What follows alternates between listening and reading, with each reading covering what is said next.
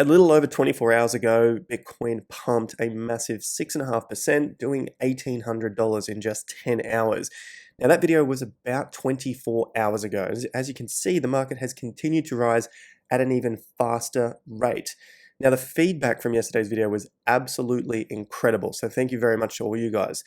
And on the back of that, I think it's partly my responsibility to express my concerns, why I'm scared at these stages in the market when it starts to pump. Now, I'm not turning bearish whatsoever at this point.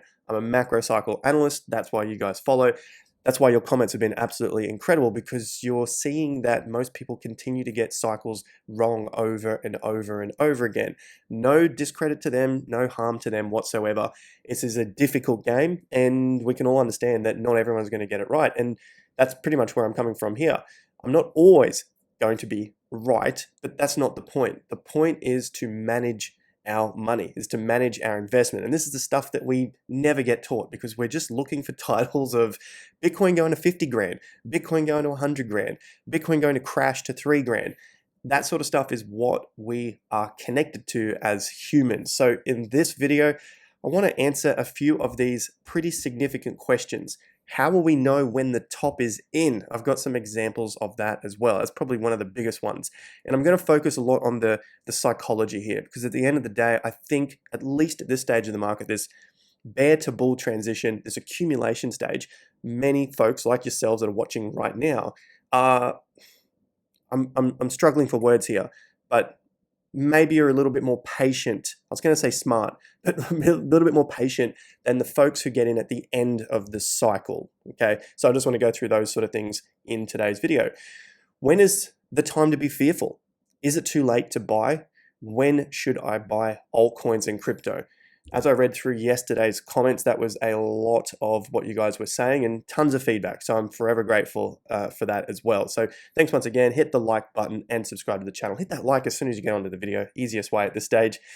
And of course, let me know where you're sharing the content as well. Now, I just wanted to start with this particular comment here and then get onto all of the analysis. I know not everyone wants to hear or see friggin' comments, but this is really, really important, because this is the mindset. This is what we're all going through in the market together. We're not all here to jump on this, pump and dump. Let's go to 50, 100 grand, whatever it might be.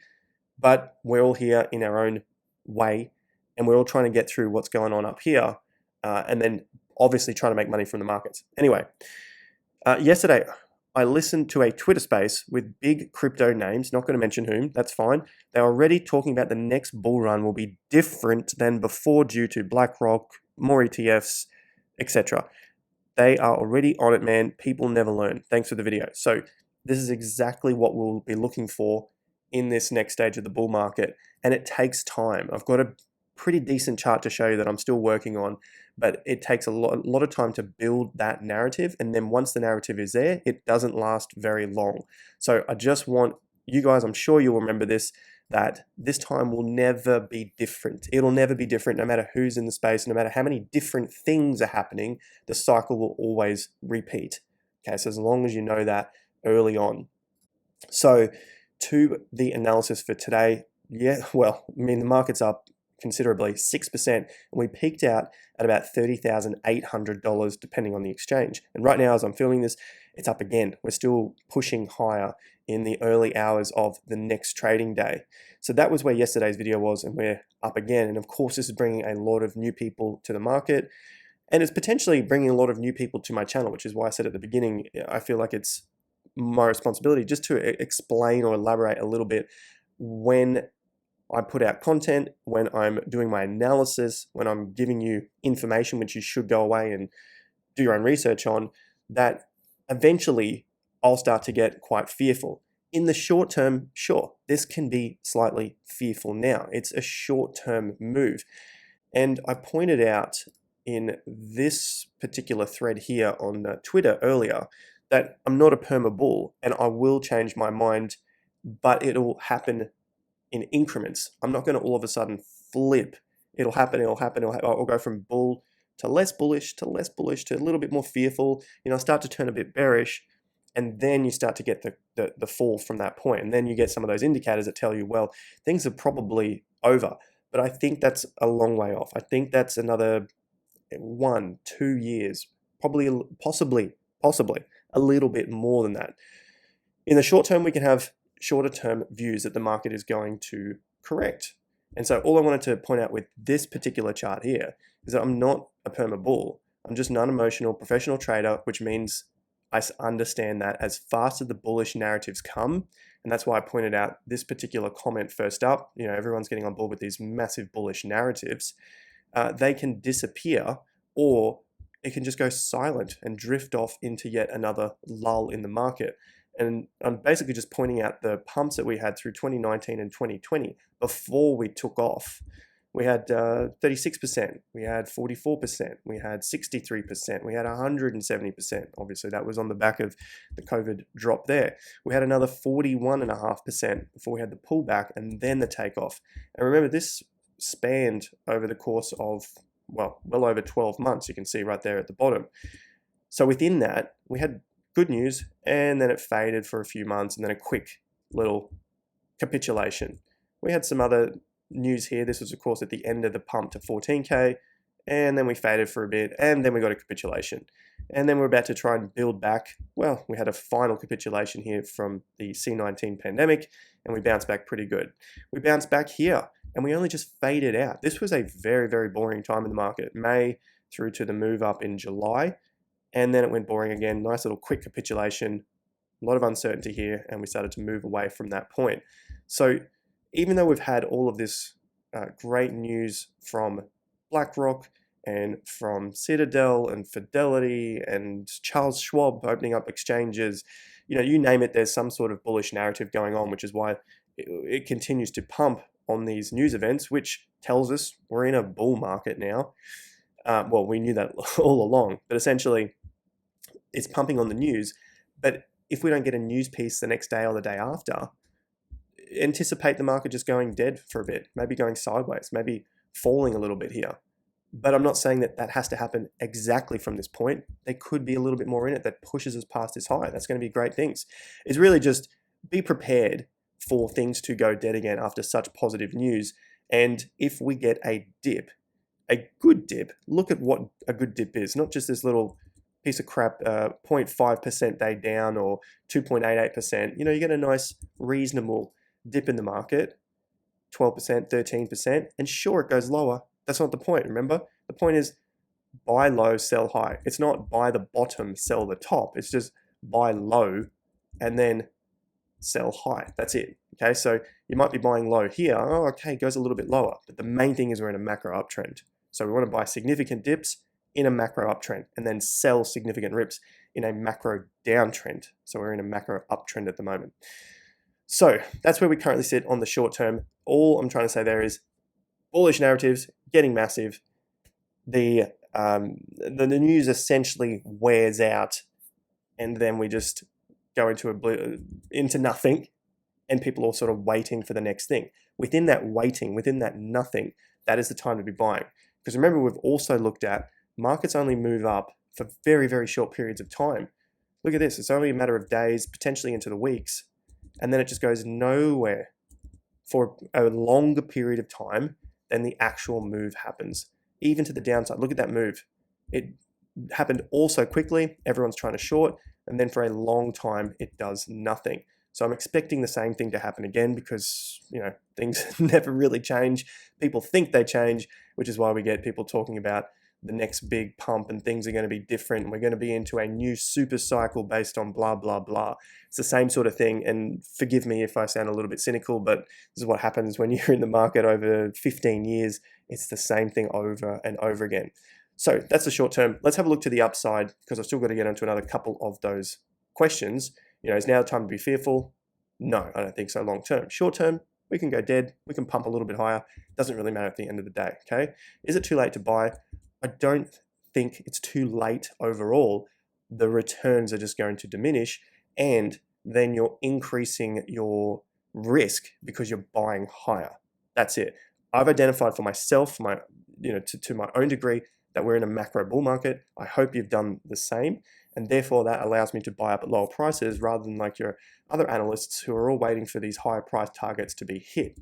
Speaking of higher price targets, we will have some resistance overhead. You can see the rejection here, or this, the rejection on the way down in May, June, that was around 32K. So we're getting a little bit close to that now, 30 and a half. Obviously we have the 31K, that's right there. We also have a 50% level from the top. Remember the top 69,000? So half of 69 is 34,500. Look out for that number. 34,500 comes in at around this level, which is also at that low there in February, which was the Russia war. Remember that. I'm always remembering where these news events occurred and what they look like on the chart, because we've wiped out all of the news events to the downside here. Remember, this was the SEC lawsuit, and there were other things going on here, banking crisis back here. No one cares about those anymore. At least smart investors don't care about them anymore, because they're telling you, they've told you the price has gone up from that point and surpassed the price of where it was at that time. So that's where we're at with BTC. Next target, 32K, and then of course my levels further up about 35, 36. And then the key one here, this is that monthly swing top, the lower swing top went before the market really collapsed from that point. That's at around 48,000. So I'm looking forward to that. In amongst that, yes, I've said before, we have other levels. There's somewhere around a 42,800, I remember, is another 50%. Don't worry, we'll continue to follow that up on the channel as well. So this was a good comment. Just want to quickly mention this. Let me know what your thoughts are. As this is the videos that I'm putting out to you guys, I want to hear your feedback. This was great to understand how you're interpreting what I'm saying. So I read the entire cycle. So talking about myself here, he reads the entire cycle like a children's book. Thanks for sharing your knowledge and experience with us, brother. Cool. All right. Thank you very much for that. That is what I want to understand from you guys, so that I can improve what I'm saying, so you get the picture and the message, because it is going to get fucking noisy again from the bulls this time, and they will fuck everyone over again because they are dumb shits. And I'm getting really emotional in this case, because it happens every single cycle. You get the same noise at the tops, like we had the same noise at the bottoms. All the bears saying this thing has to collapse further, it's going to collapse further. It's going to be the same morons at the top. I remember specifically through this period here, April and May, everyone looking for $100,000 Bitcoin, 80,000. I went on some other massive YouTube channels saying, I don't think we're going to go that far because of the pattern that's forming. And there are only a few of you left who remember that, because a lot of people get washed out of the markets. And if you are one of the few that were on the channel from back at this period, April, May of 2021, let me know in the comment section. But I'm not loved for that, especially at the tops. You never are, and you're never loved at the bottoms. So it's a bit of a hard game tracking the market the way I think it should be tracked. Obviously buying low and selling high. But what are you going to do? Okay, you can jump on the bandwagon and just say, continue to remain bearish at the lows, or uncertain, which is what basically all the major media players do, all the crypto YouTubers do, the ones in the millions of subscribers, because it is better for business. It's better for business to remain bearish at the bottom, because that's what people want to hear. All right. Anyway, moving on. I put this out on Twitter yesterday. And this is essentially what the mindset is. So this is going on top of what I just talked about when it comes to the mindset and these sort of questions here. If you haven't seen it, obviously go follow my Twitter and keep a record of this, bookmark it, do whatever you need to do. Essentially, this is what happens at the bottoms. Not sure if bear is over. Does that sound familiar? Is that what we're seeing at these times of the lows? Not sure if the bear market's over. Or let me see, I could go lower. Oh, I bet you it's going to retest 24,800. That's the comments that come through. It's going to hit that next low again. It's like, no, it's not. No, it's not. You had your opportunity and you missed it. The markets don't necessarily give you those opportunities all that often to get back in at those lower prices. That's the market. If it was the case, then it's probably going to go lower than those prices. Obviously, I could be wrong. I'm just playing probabilities here. So yeah, people are like, you just wait till the end of the year, we're going to go back under 20. Okay. Maybe it does. I'm not trying to have so much of a go at those people. But anyway, I'm not betting on that fact, because I've seen it far too many times that it doesn't necessarily go back to that unless you get a massive black swan event, because otherwise you're going to be buying higher and higher and higher. That's just the way it is. So it's okay to do that, especially if your outlook is higher. But as we get higher, this is where you should be fearful. Whereas the masses, what happens every single time, even on the short-term timeframes like what's happening right now, is the bull market's back on. Let's load up. I'm going to load up before I miss out. And that's pretty much the greed. You can see it in the chart of how quick these moves happen, which is why I'm saying it's probably happening here so quickly at the moment. This was yesterday, remember, so the actual bar's well up here now, but you can see it. It even happened recently when it bounced out of that the banking crisis low, and then it went nowhere. It really did go nowhere. The emotions went everywhere, even though they're small moves, but the price really did go nowhere from the top of that. Same sort of thing when we got out of the bottom accumulation area, okay? So this is the way we should be trading the market. That's the way most new investors trade the market, and because they come in late, they don't remember what this emotion was like at the bottom, but you guys have that privilege to remember it, and you've gone through the school of hard knocks to remain in the market through this period. This red triangle essentially is just how you should be not loading up on your assets. So what people do is, I'll buy a little bit just in case at the bottoms, a little bit, and then they buy a lot at the tops. So really, that's my mistake. This triangle should be the other way around. It should be like that. So my error there. I'll redo this chart one day. That's the way you should be pyramiding. A lot at the bottom when you're unsure, but we should really be confident, and then basically scaling out on the way up. Doesn't matter if you don't get the top, you've made a nice profit. The people who are at the top here buying at the top, they haven't made any profits. They call you an idiot for buying or for selling at those higher prices. That's all there is to it. So that's it. Is it time to be fearful? No. The last thing we want to have a look at is how will we know the top is in? But I'm just going to give you one example here. Otherwise, this video will be way too bloody long. Let me know. Hit that like and subscribe button. Of course, I'm going to fill it in more later. But yeah, I'll give you one example now.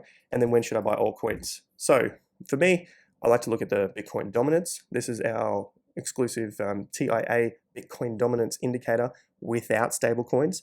So it's nice to see that's the white line there, and you can see the dominance of BTC rising. It's currently at about 57.2%, and I think we're probably going to come in somewhere around 60% without stablecoins. With stablecoins, and I know this differs from other analysts out there, I think we'll have a bit of a tough time somewhere around 56 or 57%, possibly even 58. That's not that far off what other analysts might be saying, but you can just see the resistance here coming up. That's why I'm picking that number there, and of course the 50% level is around 56. So between sort of 56 and 58-ish, if you're including stablecoins. If you're not including stablecoins, then I think we have a chance to get up to around that 60%, maybe even a little higher, around 63 or 62%. That's the first thing. Once we get some resistance, then Bitcoin dominance comes down, altcoins potentially go up. So that's the timing there. How do you pick them? Well, I'm obviously going to talk about our membership here, because this is just from yesterday.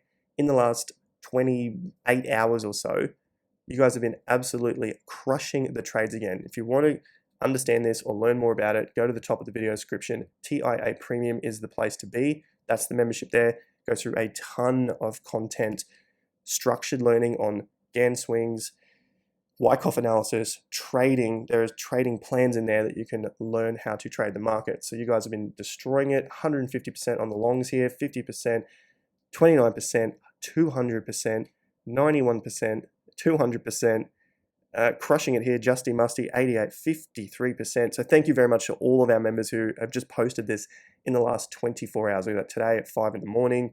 Giovanni, 140%, Crypto Ricardo, 46, 200, 300. Mitch Martin is crushing it through 8 a.m. All right, well done, guys. That's amazing. How do we know when a top is in? Same, similar-ish sort of way that we know a bottom is in. The news gets overly bullish, and I talked about that at the beginning of the video as well.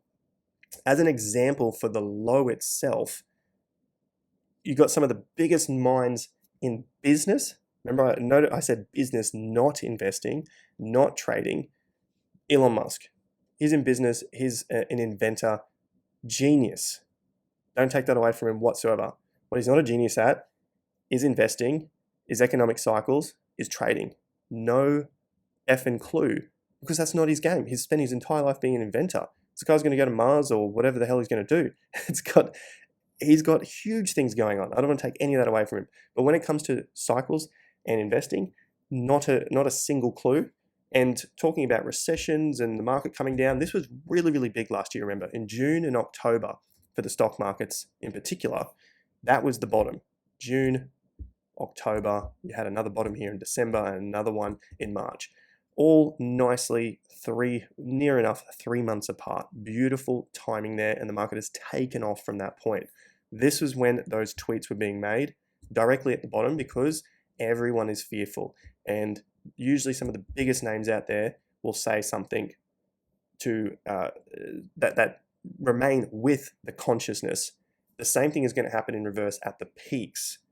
There's going to be someone, whether it's in business, whether it's a politician, whether it's something like that, at the peaks, they're going to say that this is not going to go down because, not in so many words, but essentially this time is different. Same thing happens in cryptocurrency. Bitcoin's not going to go down because of a super cycle, because BlackRock ETF is here, because Bitcoin ordinals, because Bitcoin whatever, because it's involving real estate. There'll be some narrative that no one knows about right now, but essentially it's going to come up near the end. That's going to keep most people in.